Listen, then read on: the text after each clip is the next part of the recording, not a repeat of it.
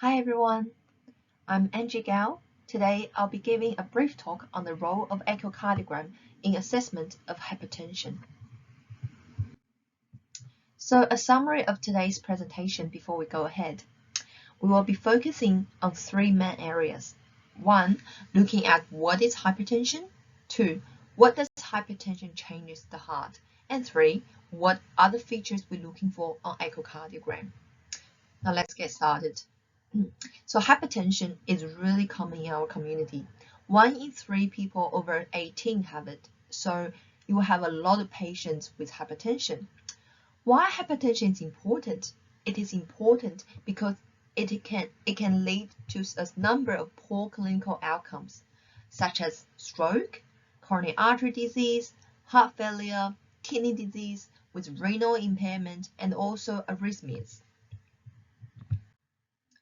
So high blood pressure will cause blood vessel to stiff, along with an increase in resistance in the circulatory system.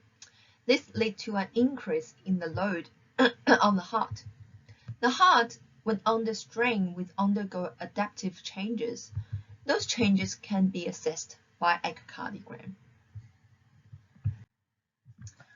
What the left ventricle does when it's exposed to long-standing pressure, it compensates by increased thickness of the muscle. This is also known as hypertrophy. Just a small side note. Hypertension isn't the only cause of left ventricular hypertrophy.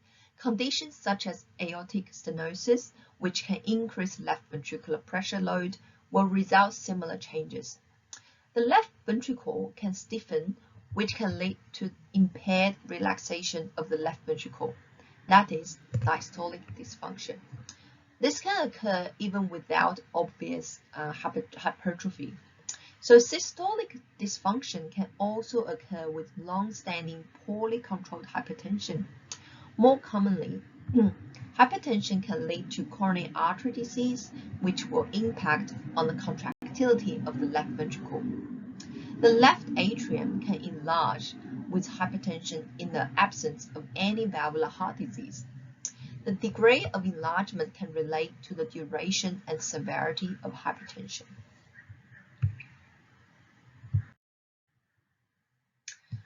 The left ventricular hypertrophy can be measured using two indices, left ventricular mass and relative wall thickness. Those measurements are derived from the parasternal long axis 2D or M-mode image, which are shown in the image here. In day-to-day practice, those are usually generated automatically by the echo software. There are a number of measurements we use for left ventricular diastolic dysfunction or diastolic function. This is a detailed subject that we can explore and expand on in the future talks. Diastology is measuring how the left ventricle relaxes in the diastolic phase of the heart. It is important because it determines how well the heart is able to fill with blood and then return to the ventricles. Now moving on to the left ventricular systolic function. There are a number of methods used to determine left ventricular ejection fraction. The most commonly used is Simpson's biplan method. This is demonstrated on the image on the right here. Left ventricular volume is measured in diastole and systole in the left ventricular apical 4-chamber view and apical 2-chamber views.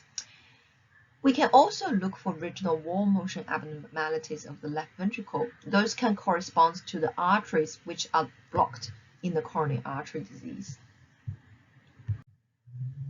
Hypertension can show a variety of additional echocardiographic features which can be associated with hypertension but not specific for. Those include aortic dilatation, aortic valve regurgitation, thickening of the aortic valve, and calcification of the mitral valve annulus. So in summary, hypertension is a common condition.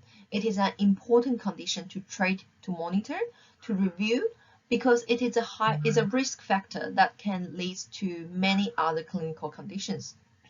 Hypertension can cause structural and functional change of the heart, which can be well assessed with echocardiogram. Now, thank you so much for listening, and feel free to ask any questions after this presentation.